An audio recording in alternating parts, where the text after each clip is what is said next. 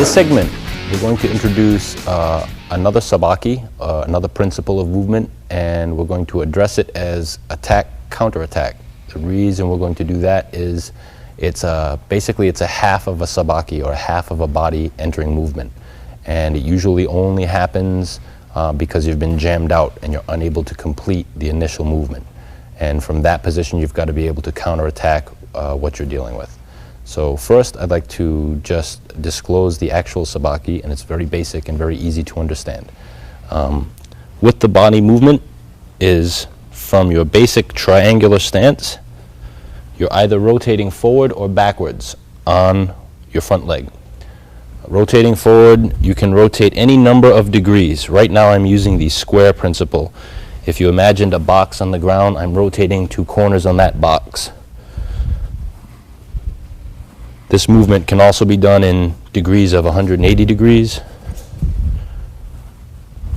quarter turns, and backwards. Backwards 180 degrees, backwards quarter turn, forward quarter turn. Typically with this entry movement, there's a small slide step into place, so that I'm going to move this foot forward, and as soon as it lands, I'm going to begin my rotation.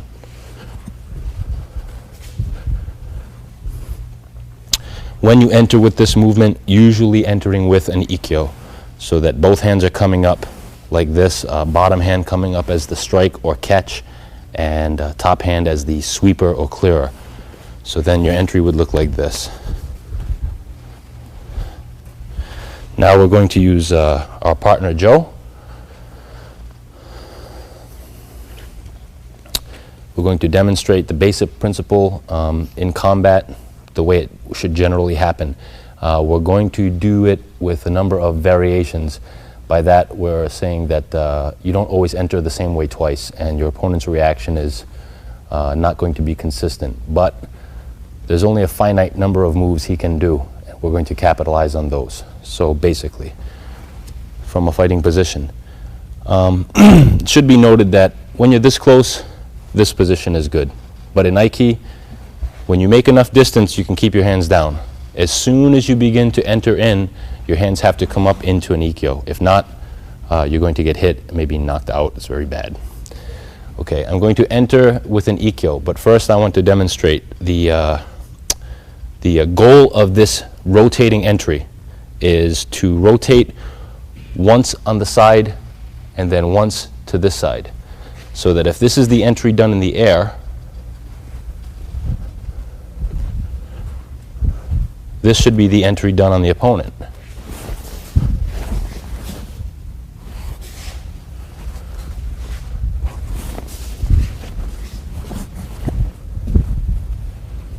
Now you can see that it's mechanically rather sound.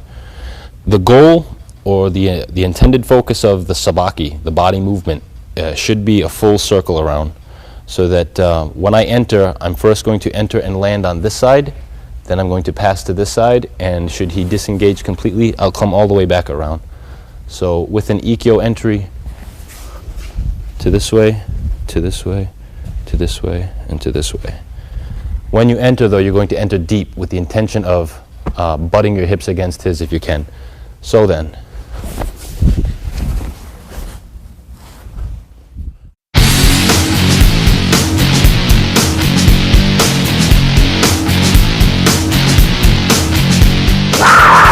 the first technique that we're going to use is hip throw. Hip throw is best used because it's at first a body entering technique. If you get it off, you get what you want. If you don't get it off, his ability to step around the hip throw gives you the counters that you're going to use, so that I miss the hip throw, I'm usually in a third control or a 4 directions throw or something. So first we're going to do the basic hip throw.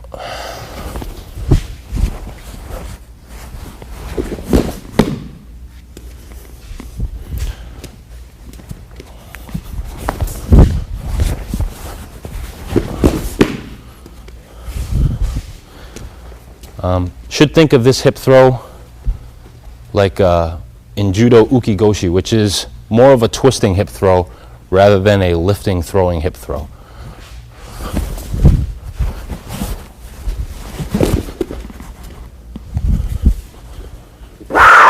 Now, I'm entering on my opponent. I intend to throw, but he's going to block out. Typically, especially good wrestlers, will tend to be able to get out of a hip throw either by sinking or jumping around the hip throw. In this case, he's going to jump around.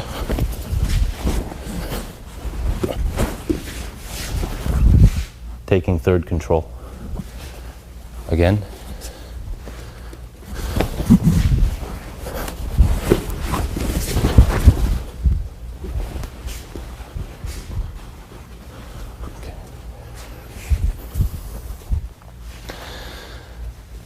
Sometimes your entry is first control entry. Sometimes you're not getting first control, or upon entry, you're winding up like this. Now I have his rear hand. If I throw him and he steps around, this hand, instead of being a third control entry, will be a four directions entry. It's the same body movement on my part. It only varies because I wasn't able to get this hand. So as I entered through, I got this hand.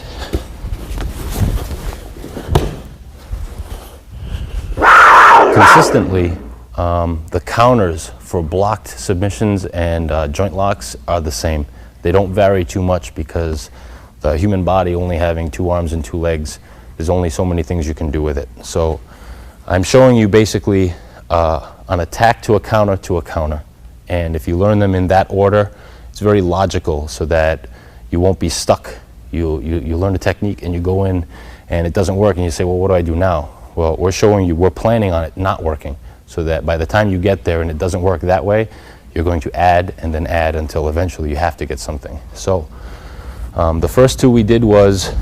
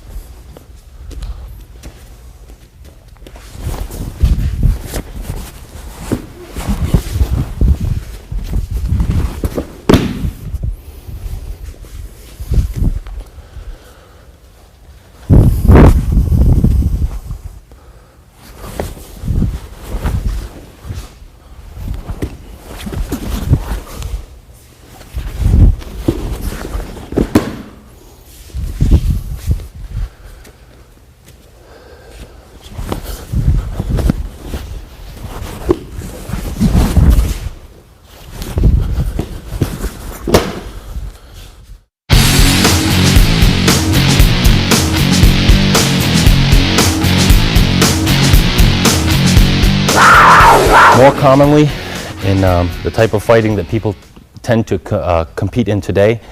NHB has a very consistent form that you're dealing with. Most consistent is body clinch. So these are a couple of renditions that happen from body clinch. As I enter with my first control, tend to ignore the hand contact or withdraw to a body clinch. Like this, body clinch. From this position, it's very common grip in wrestling. This is called wizard grip. From this position first, just to apply hip throw.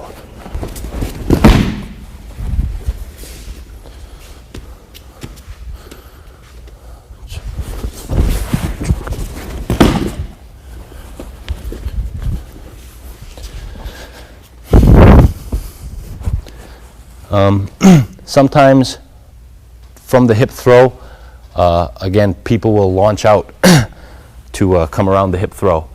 When they do, sacrifice throw is good Aiki move. Aiki, remember, is just the riding of someone's resistance. So sometimes it's good to go in and intend to fail a first throw, just so that you can get the second.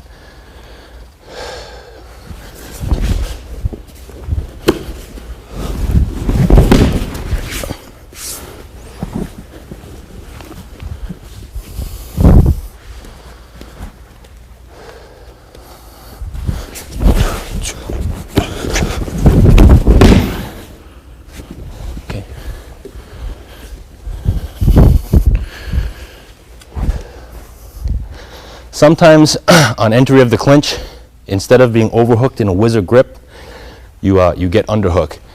At this time, simple arm throw. Arm throw can be done with just a turning of the body and to take the opponent around.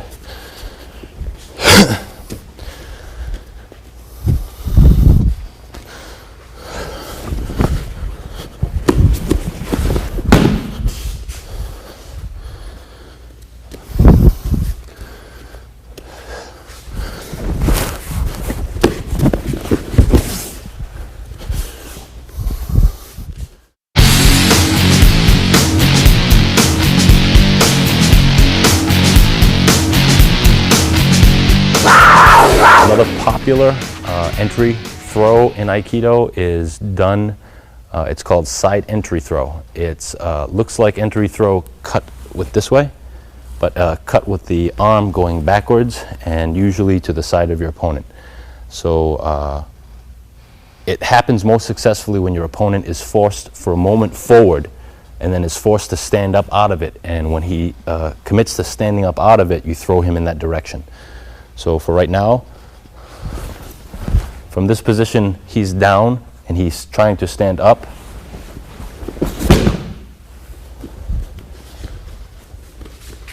When you do this, it's true that you're blocking your opponent's hips with your leg, but you're not necessarily tripping him over your leg. It's true that you're cutting him over like this, but in some cases, because an opponent has good balance or power, you cut like this, but with the intention of fully landing in a position that looks like this. I have to explain this a little bit, and this is where the phenomenon or the belief of ki is. It's not that it's a mystical force, but it's your tendons and ligaments spiral out of your body, so that you have to be able to roll them in a direction until they've reached their end, and when they've reached their end, you need to be able to reverse the direction. This throw is a good example of that, in that I'm going to cut him this way, and now I can't rotate my hand anymore this way, so I'm just simply going to reverse the direction.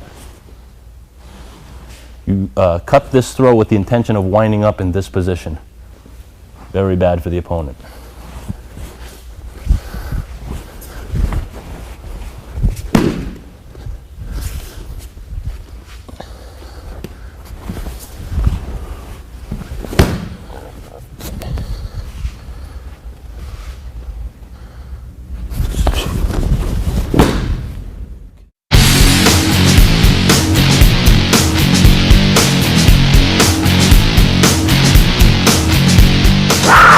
Another in this repertoire is called elbow throw or hijinage.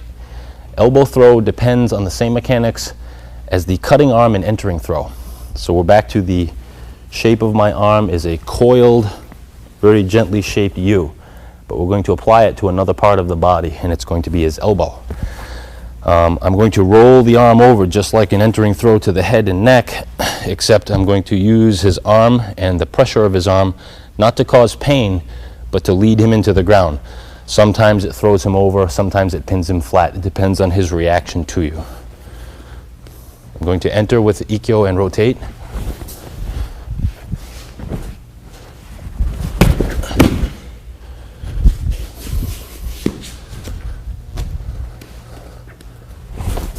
From this position, I'm just holding long enough to secure. You can make a large grand loop. You can just shoot your hand through, just so long as that when the inside of your elbow contacts the upper part just above his elbow, it's in that shape. And when it contacts, you can make a small gesture like this to make pressure against it. Once you make the pressure in, roll the hand over. Don't just roll it over like this, but in fact roll it over and aim it right into the ground as if you were going to take a forward roll, go that close to the ground. When you do that, if I do just this and roll it over, he'll move, but it won't down him. Needs to come from this position. My hand rolls over, very close to the ground. Sometimes when applying this, you don't down your opponent, but much like in the Ikkyo phenomenon, where we're able to recounter into another throw, sometimes just the ability to throw him away will wind you back up so that you can enter in and re-enter. And again, the neutralizations tend to go in order and they don't really deviate that much.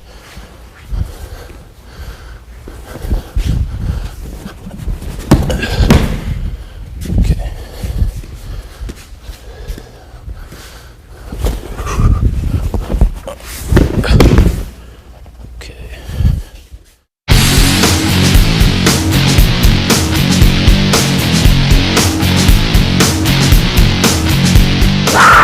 Now I'd like to discuss the phenomenon of Aiki and some conditioning relating to the phenomenon.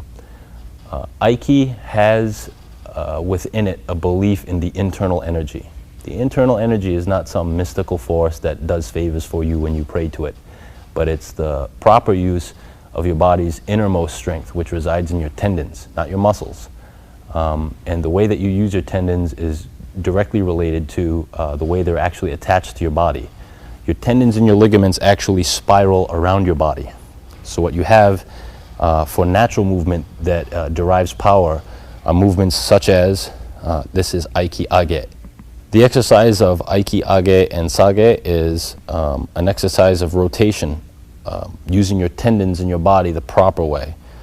For Aiki Age, I'm going to rotate with my thumb as the focal point so that when I rotate my hand up, like as if raising a sword, this will be the immovable point and everything else goes around. When I rotate down, my pinky becomes the immovable point and like so. So when you're raising a sword, in reality, you're raising it like this, much to do with the wrists. And when you bring down for cut, also much to do with the wrists. There are many forms of what's called kokyu-ho, or breath power training. What that does is unifies the maximum amount of breath you can take in, much like if you lift weights. When you lift weights, if you have heavy weight, it's impossible to lift it even off the bench without first taking a deep breath and then begin the exertion and the exhale at the same time.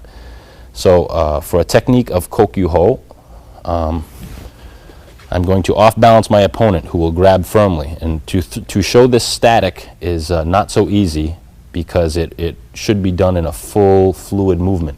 But we're going to show it static, then we'll do it fluent. I'm going to do Aiki Age, which is up. Now I have his resistance into me.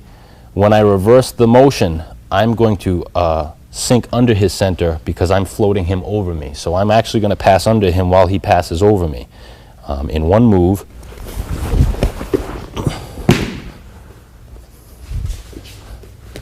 keep strong.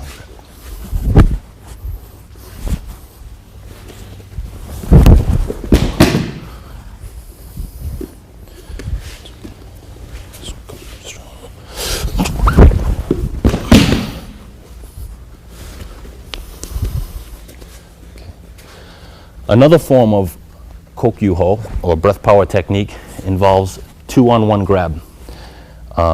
He's going to grab my hand with both his hands. When he does, I'm going to perform a basic body maneuver. I'm just going to do a half a turn. I'm going to raise my hand in the same manner that I described, as though I'm raising a sword. He's going to keep his grasp on my hand. If he lets go, the exercise is dead. The reason for this exercise is to develop that sensitivity to be able to maneuver your opponent just on the touch. Rather than grabbing and pushing and pulling, just your basic touch should be enough to maneuver your opponent like so. This is a throwing technique. You hold good. Better.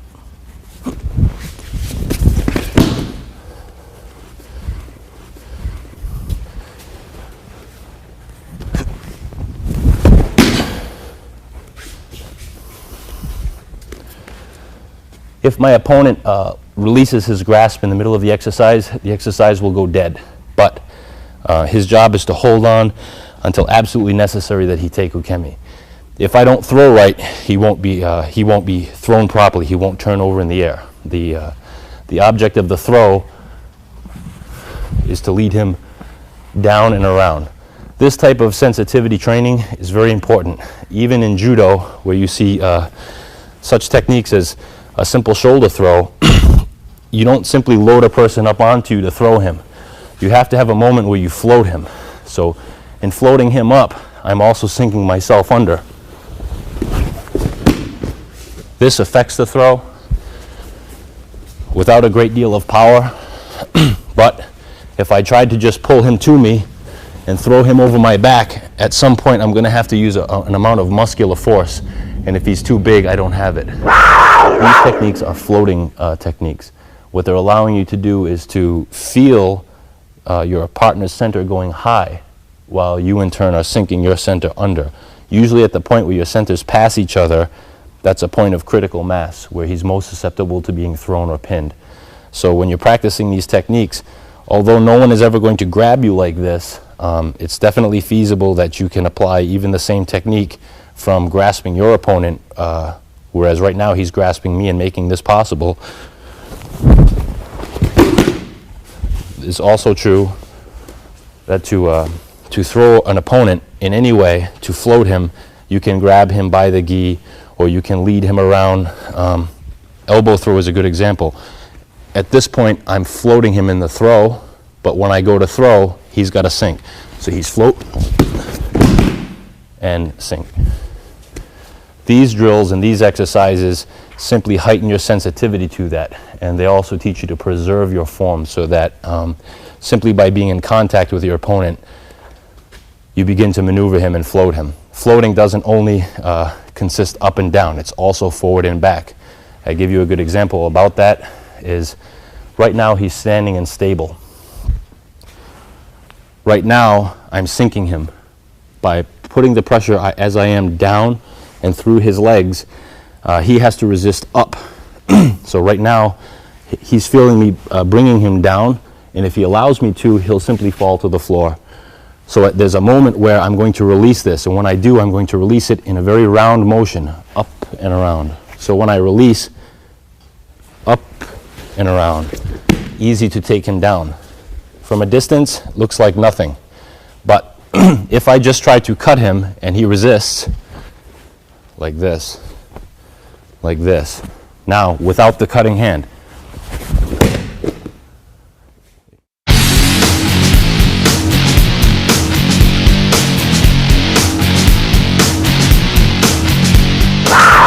I like to add to the rotating entry a variation that puts you in relatively the same situation, but it has a couple of add-ons with regard to power.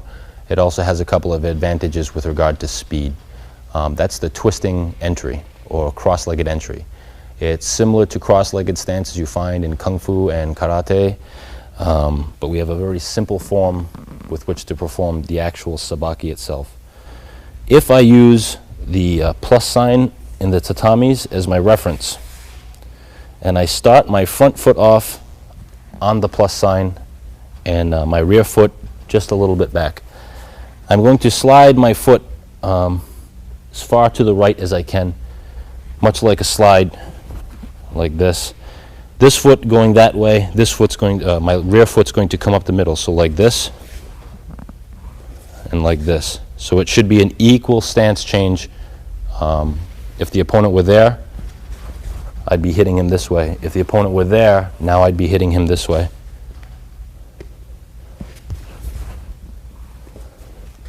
This is very good for if you're already clinched, just to make power.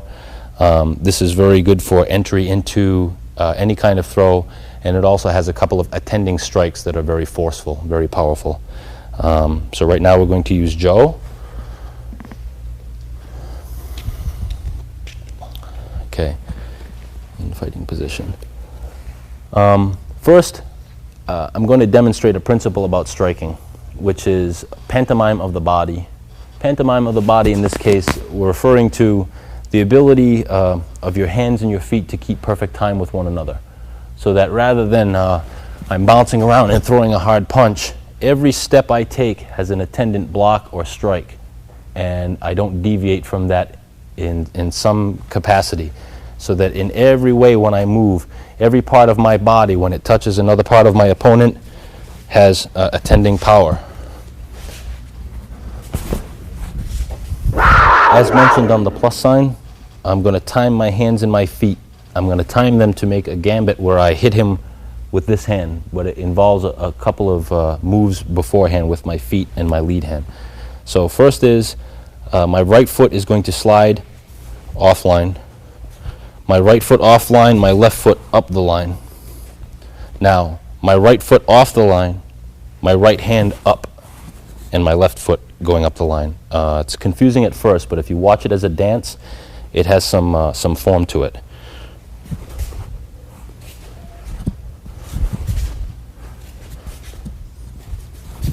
Okay. My next step off the line is going to be directly behind my opponent, and when this foot lands there, this hand or arm is going to cut here. Very slowly, I'm just going to butt into him.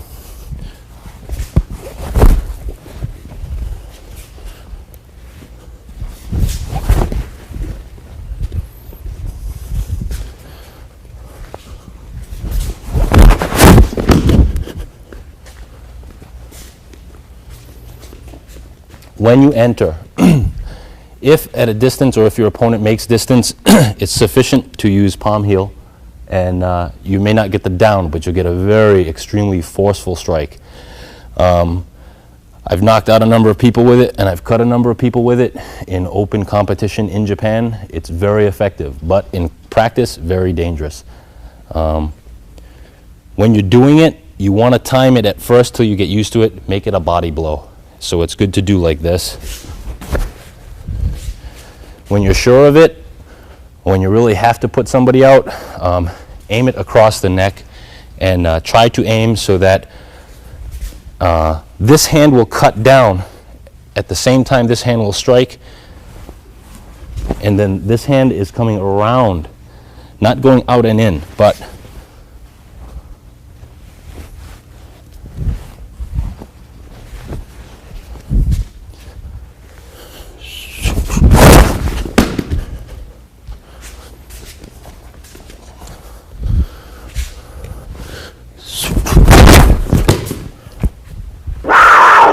next application of a cross-legged or twisting entry is to butt hips.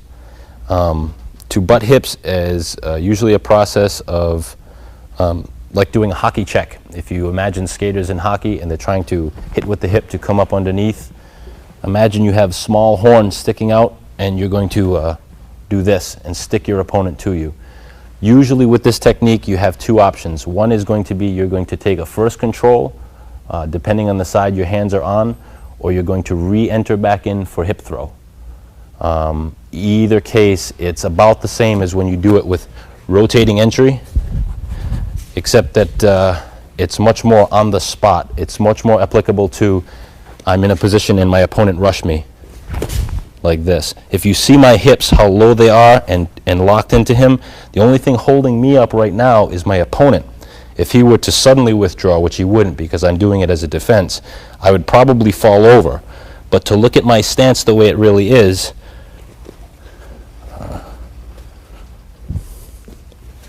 I'm actually on a very big crosshair, the intersection being about there.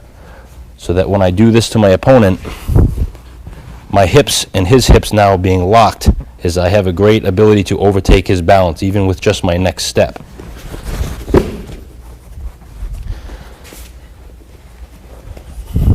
In this position, I don't necessarily want to try to attack him with this, although you can. If the technique was done before, we explained it on the plus, to slide this foot down and slide this foot up, to be able to attack or invade his center with it, I'm going to do the same thing, but instead of going across, I'm going to take this foot and go up, back towards first base, like this, sliding in. In this position, I can slide in like this and then enter around for hip throw, or I can slide in like this, and if both my hands are on this side, I can take any number of the throws that we have described. To do the twisting entry, once your hips butt, you'll have either usually a chance at taking a first control, a side entering throw, or a hip throw, just like in the other entries, like rotating entry. But it'll be from a different perspective because of the forces involved. You'll be hitting in a different way. First, I'm going to enter. Right now, I'm entered. If a punch is to come into my head, it's good to take first control. If I'm in a clinch after this point of entry, I can take a hip throw. From this position, in this position, this would be a first control, or side entering throw. In this position, simply hip throw.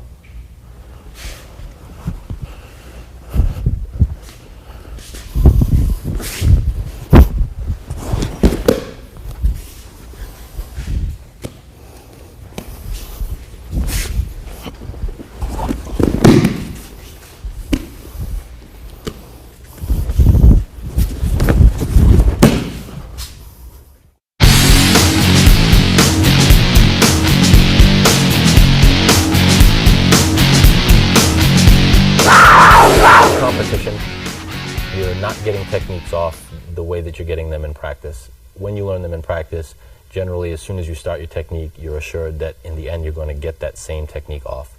In practice, usually your opponent senses you're up to something.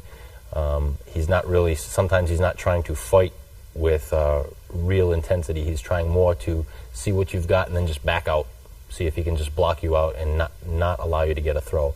Oftentimes in competition, fighters are content to take a punch and then back out of a throw simply to deprive you of a throw. This is a kind of sick mentality that happens in competition, but it's a reality. There's something that you can do with regard to each sabaki or body movement that you use as an entry to compensate for that. And so I'm going to show you one with regard to rotating entry. Rotating entry, usually when you're doing it, your opponent, if he sees it coming and wants to back away, he'll negate whatever it is you're doing. So I'm going to enter deep and Joey's just going to move away. Right now I'm too far. If I were to try to do anything from here, I'd just get punched. We're going to invent a field. I'm going to traverse the field based on usually two lines.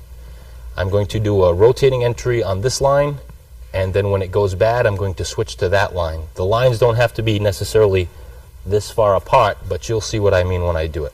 I'm going to land right on this line and he's going to move away.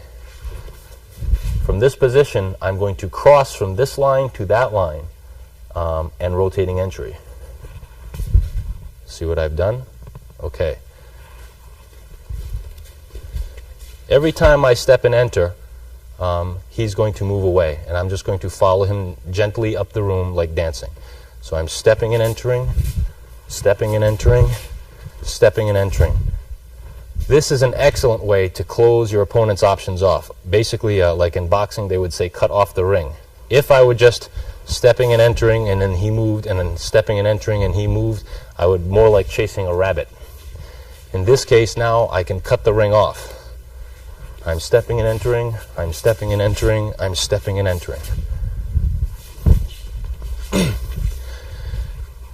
If your opponent's perceptive and he withdraws and advances, it's very simple. I'm stepping and entering, he's coming, I'm keeping this point. Keeping this point is very important because now if I just step and enter, I'm plenty close. So he's moving away, he's coming back, I'm keeping that point. Very good, like that. Most people, if they learn some form of rotary throw, usually they only learn that part of the throw, so what winds up happening is I step and enter, he moves away, I don't know another step, so I'm stuck here, I'm waiting, which is also the reason that you need to know all of your throws and all of your entries, one from your left side, one from your right, so that at any point in time, in any direction, you can do any entry. If I do a cross-legged entry from here and he begins to move away, I can step across and do a turning entry. So long as you're able to do left to right, right to left, you don't have to worry about, oops, I started something and he ran away. You'll always have something to do to follow him up. And likewise, most of the entries that you do forward, you should be able to do them backwards or some variation of, just to keep in time with your opponent. So he's moving away, he's moving away, he's moving away, like that.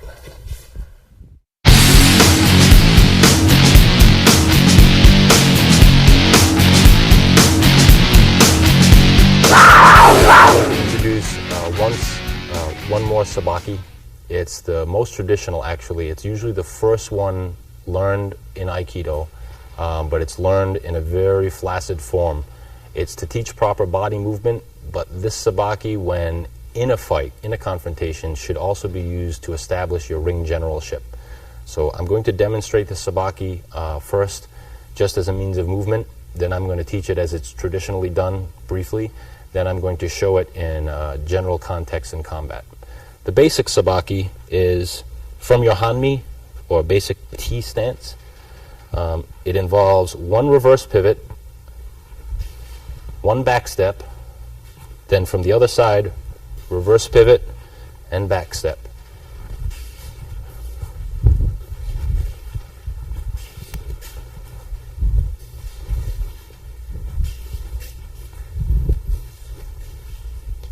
These are the same moves that many Western boxers use. Wrestlers use them with regard to shuck and jive, things that allow your opponent to come up on you and they believe they have you grounded on a line, and you redirect them off the line. Now they've gone that way, and you're free to counter.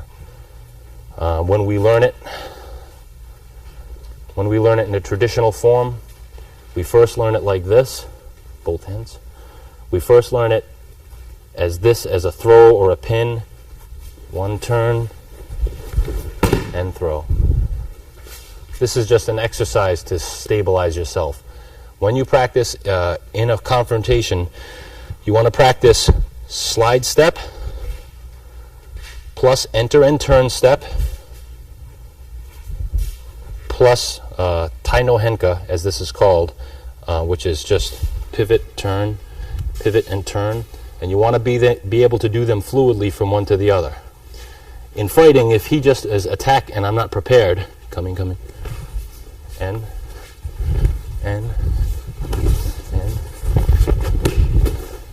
okay.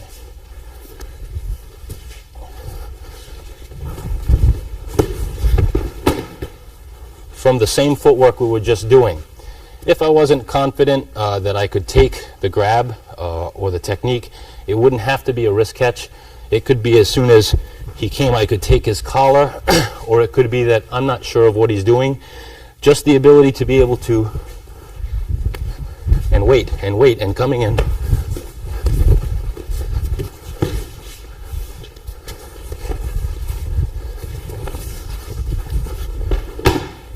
Just as a form of ring generalship to keep yourself safe, rather than standing on the line and waiting for a technique to come.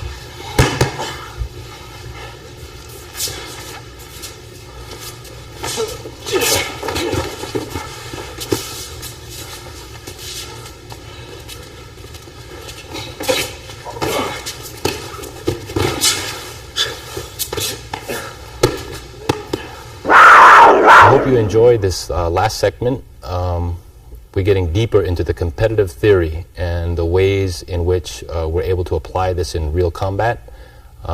In the next volume, next 2 volumes actually, we'll have to deal with something that many people in Aikido are even hesitant to tackle, and that is groundwork.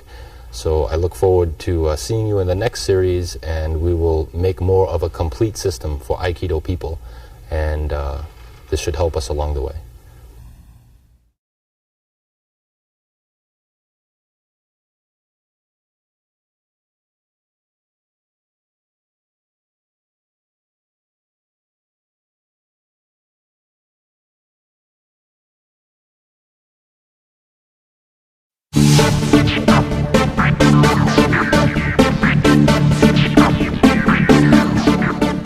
With something like Aikido, it's not a specific technique. Aiki is simply riding your opponent's force. And so you could do Aikido with boxing. In fact, if you ask me, Roy Jones is as good an Aikido practitioner as any Aikido master. Most techniques are absorbed from a weapon. Judo is Aikido. Most techniques are based or taken from the sword or the spear. Tennis is Aikido. Aikido means that I'm harmonizing with you. Basically, I'm trying to solicit a response from you, and when I get that response, I'm going to steer that response into a favorable position. And that's Aiki. It's not the particular technique, it's what you're doing with the opponent's energy. How did you first get interested in the martial arts? I first got interested in martial arts when I was a very small boy. I actually remember hearing on TV about the death of Bruce Lee, and I must have been 3 or 4, and somehow that struck me, that stuck with me. And then anytime I ever saw anything related to martial arts, it was just one of those things born in you. When I was a kid, and when I was in my early 20s, I think like a lot of people, I was astounded by the speed of Bruce Lee. If you catch the right footage, you can see a human being that could literally move faster than the eye could see. So that was a phenomenon, and I think a lot of us were chasing that phenomenon. And as time went on, I started to see other things, and I started to see things differently. And you know, all the time you're trying to simplify what you do and quantify it, and that's really what gravitated me towards the Aikido as a martial art, because the cue and the structure of the cue is very simple and easier to assimilate into your structure. If you can't immerse yourself to a degree in it, it's not worth it even to participate. I mean, if you're looking at it to look and say, wow, that's really cool and I like watching these tapes, that's one thing. But if you're not prepared to immerse yourself into it and really think of it almost as a religion, and the reason for that is because in this practice your life depends on it, and if you don't take it that serious, somebody will get hurt, and it's not worth it for that, for fun. Have you tried using specific moves of Aikido in combat? Yes, I have in fact. A number of the things that you see on these tapes, like escaping a choke with a third control technique, I've done it. Entering throw, I've done it. And a lot of these techniques I've done in fights that I lost. I've done entering throws in fights that I lost, but I got the entering throw off. I've had over 50 fights in Japan alone. I mean, I've been fighting all my life, and if you actually had to count how many professional fights I've had, that's including going into people's dojos and picking fights, it's a lot more than 50. If I counted on my hands the number of fighters that I have worked with who have gone on to become champion of this and champion of that, these are guys who have never been able to tap me in a dojo, and I've tapped them hundreds of times, thousands of times. And a lot of fighters try to compete with that by saying, let's say they embellish their records or their careers or what they've done. And I hear it from guys that I've trained and taught, and I get no acknowledgement of being the guy who trained them or taught them or even helped them. And a lot of guys are turning around and trying to pretend like you know, they're my teacher. I'm old. There are guys who have held a lot more titles than me. I've been doing this a lot more years than they have. So what I say with a great deal of experience. I was actually the first ultimate fighter to ever fight Royce Gracie, because I fought him in his dojo before the UFC ever existed. I'd been in Los Angeles for a while, and I I needed money, and I had just heard about them. A friend of mine had told me about them, and I called him up and I asked him, is it true? And he said, yeah. And a story I like to tell is aside from the fact that none of us in professional fighting would have jobs if it wasn't for Jorge and Gracie, but I called him up and I bet. He said, you can bet if you want. And so I said, I'll bet. I said, I bet you $600. And he said, okay. And it was slated to be about 2 weeks later, and then about the day before the fight, he called me up and he said, let's forget the bet. So in my head, I'm thinking, oh, the guy must be afraid. But I get to the fight, and we fight in the dojo, and I lose. And then after the fight, he said, well, look at it this way. He says, you won $600. And I asked him, I said, how come you canceled that bet? And he said, $500 is a bet. He said, $1,000 is a bet, but $600 is rent. And so I could kind of tell he'd been there at some point. He'd been out on his luck, and I appreciated that. And not to mention, I appreciated the fact that we all had good jobs for a long time because of UFC and everything he did. Originally, before I fought Royce Gracie in his dojo, I moved to Los Angeles to answer a challenge that Steven Seagal made in Black Belt magazine. He said that anybody who wanted to fight him could go to his dojo and challenge him and be prepared to fight to the death. So I went with a written challenge, and I went every day, morning and night, even through the Los Angeles riots, and I waited, and he never came. But, you know, that's the kind of crazy things you do when you're a kid. In my view, all styles amount to the same thing. I think all styles, if you go to Southeast Asia, to Burma, you go to Thailand, all the old masters are practicing some soft form, usually a two-sword form or a spear form. Looks very much like Tai Chi. Tai Chi is the Chinese version of Aikido, and they all have the same ending form. Varies, but it's basically the same in the end. Aikido in any sport is based on your mastery of it, and that's all it is.